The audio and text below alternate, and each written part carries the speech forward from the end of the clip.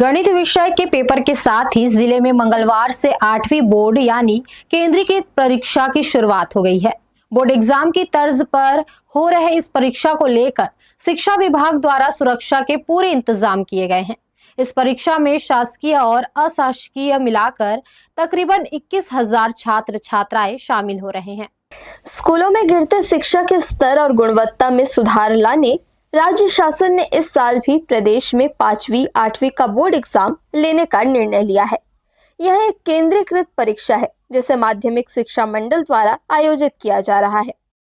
इस परीक्षा में माध्यमिक शिक्षा मंडल से जुड़े सभी शासकीय और अशासकीय स्कूलों के बच्चे भी हिस्सा ले रहे हैं।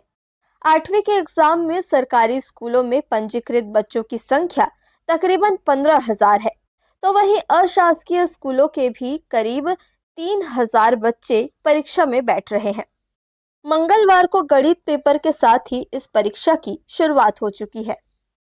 छत्तीसगढ़ शासन के निर्देशानुसार कक्षा 5वीं और 8वीं की केंद्रीकृत परीक्षा कल 16 तारीख से प्रारंभ हो गई है। इसमें इस बार सभी शासकीय शालाओं को शामिल किया गया है, साथ ही साथ अशासकीय शालाओं को भी इसके अंदर पे शामिल किया गया है। मैं आपको इसके अंतर्गत बताना चाहूँगा, कक्षा 5वीं की हमारी जो दर संख्या है लगभग 15,000 के आसपास हमारे हिंदी माध्यम के हैं और लगभग 2,500 के आसपास अंग्रेजी माध्यम। इसके अलावा हमारे पास में संस्कृत माध्यम के भी 51 बच्चे शामिल हैं। साथ ही साथ हमारे 171 बच्चे जो है 5वीं के अंदर पर इग्नाइट स्कूलों के अंदर पे शामिल हैं।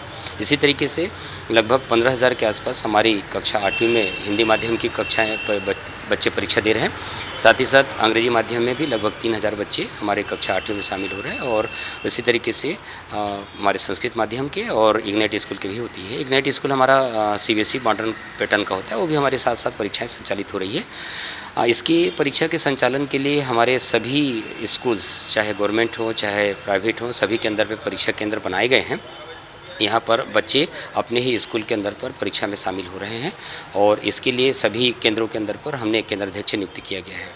खास बात यह है कि राज्य शासन के निर्देश पर यह केंद्रीकृत परीक्षा हिंदी और अंग्रेजी माध्यम दोनों स्कूलों के बच्चों के लिए आयोजित की जा रही है, जिसमें ऐसे अंग्रेजी माध्यम स्कूल जहां CG पैटर्न पर पढ़ाई होती है वहां के बच्चे इस परीक्षा में शामिल हो रहे हैं, जबकि CBSE पैटर्न वाले स्कूलों में बोर्ड एग्जाम नहीं हो रहे।